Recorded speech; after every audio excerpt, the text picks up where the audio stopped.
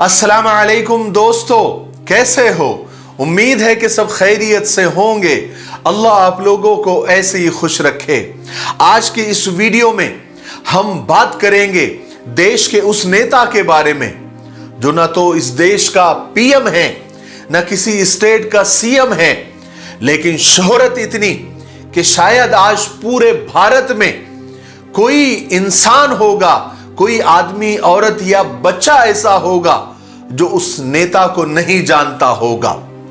दोस्तों, शायद Indian history में, यानी हिंदुस्तान की तारीख में आज से पहले किसी भी पीएम या किसी भी सीएम को इतनी शोहरत नसीब हुई होगी। आज हम बात करेंगे उस इंसान के बारे में कि वो जिस न्यूज चैनल पर कदम रख दे तो उस न्यूज चैनल की टीआरपी आसमान छूने लगती है। इंडिया का हर न्यूज चैनल आज के दौर में हर मुद्दे पर उस इंसान को अपने टीवी चैनल पर जबरदस्ती बिठाना चाहता है ताकि उस इंसान के जरिए उनकी रोजी रोटी चल सके। दोस्तों, हम बात कर रहे हैं हैदराबाद के सांसद बैरिस्टर असदुद्दीन ओवैसी के बारे में। चाहे बात हो लोकसभा की या फिर किसी भी आम चुनावी रैली की, बैरिस्टर असदुद्दीन ओवैसी के बोलने का अंदाज नहीं बदलता। वो लोकसभा में भी और चुनावी रैलियों में भी शेर की तरह दहाड़ते हुए नजर आते हैं और अपने विरोधियों के छक्के छुड़ाते हुए नजर आते हैं। असदुद्दीन ओवैसी का नॉलेज और फैक्ट यानी दलीलें इतनी जबरदस्त और मजबूत होती है कि उनके विरोधी भी, उनकी मुखालिफत करने वाले भी उनकी तारीफ किए बिना नहीं रहते। जब असदुद्दीन ओवैसी किसी मंच पर भाषण देने के लिए जाते हैं तो लाखों लोग उनका भाषण सुनने के लिए आते हैं, उनकी तकरीर सुनने के लिए आते हैं। और आपको यह जानकर हैरानी होगी कि जितने भी लोग उनका भाषण, उनकी तकरीर सुनना पसंद करते हैं, उनमें आधे से ज्यादा लोग वो होते हैं जो उनके विरोधी होते हैं। लेकिन फिर भी लोग उनका भाषण, उनकी तकरीर सुनना पसंद करते हैं क्योंकि विरोधियों का भी मानना यह है कि असदुद्दीन ओवैसी इस दौर में पूरे भारत में सबसे पढ़े लिखे नेताओं में से एक है। पूरे इंडिया में आज के दौर में कोई ऐसा नेता मौजूद होगा जो नॉलेज और फैक्ट के साथ साथ स्पीच देने के मामले में असदुद्दीन ओवैसी का मुकाबला कर सके। आज के इस वीडियो में हम शॉर्टकट में जानेंगे कि आखिर असदुद्दीन ओवैसी कौन है, बचपन से लेकर अब तक का टोटल राजनीति का सफर कितना मुश्किल और कितना आसान रहा। दोस्तों, बैरिस्टर असदुद्दीन ओवैसी कॉलेज के दिनों में बहुत अच्छे क्रिकेटर हुआ करते थे। वो इतने अच्छे क्रिकेटर थे कि वो नेशनल टीम में खेलने का ख्वाब भी देखने लगे थे। फिर अचानक ऐसा हुआ, उनके जिंदगी में एक ऐसा मोड़ आया कि वो क्रिकेटर तो नहीं बन सके, लेकिन इंडिया के सबसे ताकतवर नेताओं में से एक नेता बन गए। दोस्तों, बैरिस्टर असदुद्दीन ओवैसी की पैदाइश हैदराबाद के शहर में 13 मई 1979 में हुई थी। असदुद्दीन ओवैसी के वालिद यानी फादर सलाहुद्दीन ओवैसी थे। उनकी मां का नाम नजमुन्निसा था। असदुद्दीन ओवैसी के एक छोटे भाई अकबरुद्दीन ओवैसी को भी आप जानते होंगे, जो हमेशा अपने जोशीले बयान की वजह से हाईलाइट में रहते हैं। क्रिकेट में उनकी काबिलियत का अंदाजा सिर्फ इस बात से लगा सकते हैं कि बहुत ही कम उम्र में असदुद्दीन ओवैसी का अंडर 25 में सिलेक्शन हो गया था। इसके अलावा उन्होंने डीजिट या विजिट ट्रॉफी भी खेली थी। बाद में उनका सिलेक्शन साउथ जोन यूनिवर्सिटी के टीम में हो गया था। असदुद्दीन ओवैसी के साथ खेलने वाले प्लेयर आज भी ये मानते हैं कि असदुद्दीन ओवैसी इतने अच्छे पेस्ट बॉलर थे, यानी फास्ट बॉलर थे, कि हर इनिंग में वो 4 से 5 विकेट तो ले लिया करते थे। दोस्तों, असदुद्दीन ओवैसी की फास्ट बॉलिंग कॉलेज के दिनों में बेंगलोर की तरफ से खेलने वाले वेंकटेश प्रसाद की बॉलिंग की टक्कर मानी जाती थी। वही वेंकटेश प्रसाद जो आगे जाकर इंडियन इंटरनेशनल क्रिकेट टीम के बड़े बॉलर साबित हुए। और बहुत सारे लोगों का तो यह कहना है कि ये सियासत में आकर भी असदुद्दीन ओवैसी साहब फास्ट बॉलर का काम ही कर रहे हैं। वो रोजाना विरोधियों के 4 से 5 विकेट तो ले ही लेते हैं। बहरहाल असदुद्दीन ओवैसी ने अचानक ये फैसला किया कि वो अपने क्रिकेट करियर को छोड़कर अब लॉ की पढ़ाई करना चाहते हैं, यानी कानून की पढ़ाई करना चाहते हैं, वो भी इंडिया में नहीं बल्कि लंदन में जाकर। अब ये फैसले के बाद वो लंदन रवाना हो गए। असदुद्दीन ओवैसी साहब की फैमिली इतनी अमीर थी कि लंदन की पढ़ाई का खर्च वो आसानी से उठा सकती थी, कोई दिक्कत नहीं थी। लेकिन बैरिस्टर असदुद्दीन ओवैसी ने अपने पढ़ाई का खर्चा खुद उठाने का फैसला किया।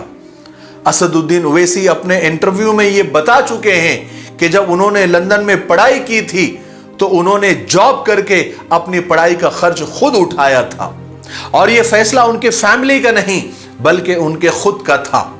1992 और 1993 यानी 1992 और 1993 के दौर में लंदन से बैरिस्टर की डिग्री लेकर जब वो इंडिया में वापस आए तो इंडिया आते ही उनके वालिद सलाहुद्दीन ओवैसी ने राजनीति में उन्हें उतारने का फैसला किया। और असदुद्दीन ओवैसी साहब को उनके वालिद ने अपनी पार्टी यानी मजलिस इत्तेहादुल मुस्लिमीन से 1994 में असदुद्दीन ओवैसी साहब को टिकट भी दिया। और असदुद्दीन ओवैसी साहब 1994 में विधानसभा का इलेक्शन लड़े और इस इलेक्शन में जीत के साथ उन्होंने विधानसभा में एंट्री की। उसके बाद उनकी शोहरत को 4 चांद लगते ही चले गए। असदुद्दीन ओवैसी 2004 का इलेक्शन जीतने के बाद जब पहली बार लोकसभा में गए तो शायद किसी को यह अंदाजा नहीं था कि आने वाले दिनों में यह कम उम्र दिखने वाला एक सादा सा इंसान हम सब पर भारी पड़ने वाला है। 2004 के बाद फिर बैरिस्टर असदुद्दीन ओवैसी साहब ने पीछे मुड़कर नहीं देखा, लगातार एक के बाद एक कामयाबियों की सीढ़ियां चढ़ते चले गए। 2004 में एमपी का इलेक्शन जीतने के बाद हर इलेक्शन में असदुद्दीन ओवैसी साहब ने बड़े फासले के साथ जीत को हासिल किया। हैदराबाद से लगातार 4 बार सांसद चुने गए।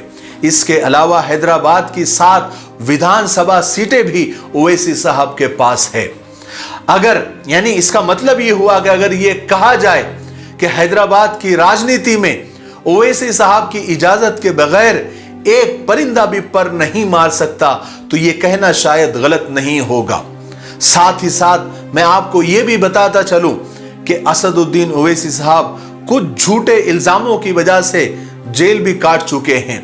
राजनीति में यह आम बात है क्योंकि शायद ही कोई ऐसा बड़ा नेता होगा जिसने जेल का मुंह नहीं देखा होगा। आज असदुद्दीन ओवैसी की 6 औलादें हैं जिनमें से 5 बेटियां और 1 बेटा है।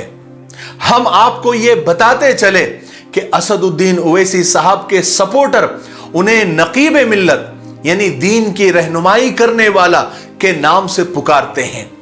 और मेरा भी मानना यह है कि असदुद्दीन ओवैसी साहब में नकीब मिल्लत कहलाने की सारी खूबियां मौजूद है क्योंकि असदुद्दीन ओवैसी साहब की खास बात यह है कि वो हमेशा जमीनी तौर पर लोगों के साथ रहते हैं।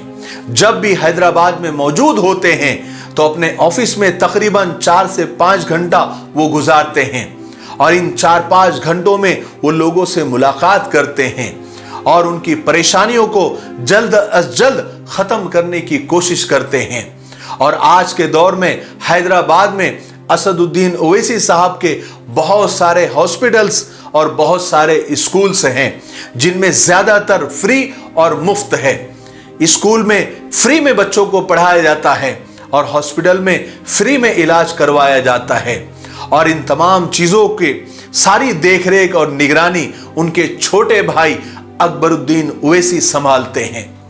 असदुद्दीन ओवैसी साहब को चाहे लोकसभा हो चाहे कोई चुनावी रैली हो, मुस्लिम और दलित जैसे जितने भी नीचे तबके के लोग हैं, मजलूम लोग हैं, सताए हुए लोग हैं, जो पूरे हिंदुस्तान में रहते हैं, उनके मुद्दों को उठाते हुए देखे जाते हैं और हमेशा नीचे और मजलूम तबकों की आवाज बनते हुए नजर आते हैं। पिछले कुछ सालों में संसद में सबसे ज्यादा उन्हीं के बयानों की चर्चा होती है और कई सालों से संसद में एक्टिव रहने वाले सांसद है। 3 तलाक का मुद्दा हो या कश्मीर का मुद्दा हो या CAA या NRC जैसे बड़े बड़े मुद्दे हो, इन तमाम ही बड़े बड़े मुद्दों पर असदुद्दीन ओवैसी साहब ने संसद में ऐसी दलीलें पेश की, ऐसे तर्क पेश किए जिसका जवाब देना किसी भी सांसद के लिए मुश्किल बन गया है।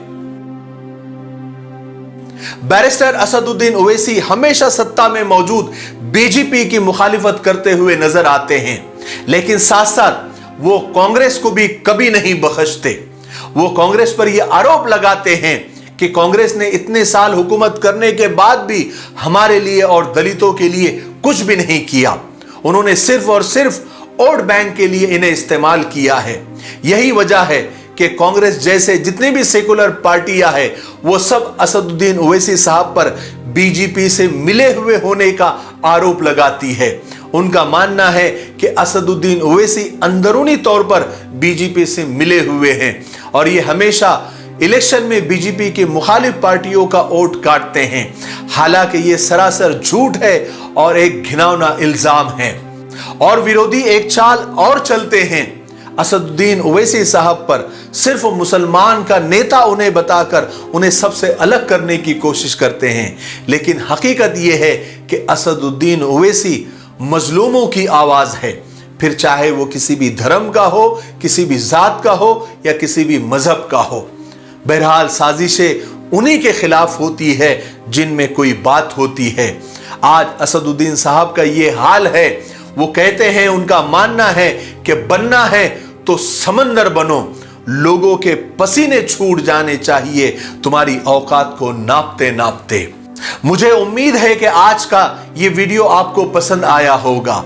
मेरे लिए, पूरी उम्मत के लिए और पूरी इंसानियत के लिए खैर और भलाई की दुआ करते रहे।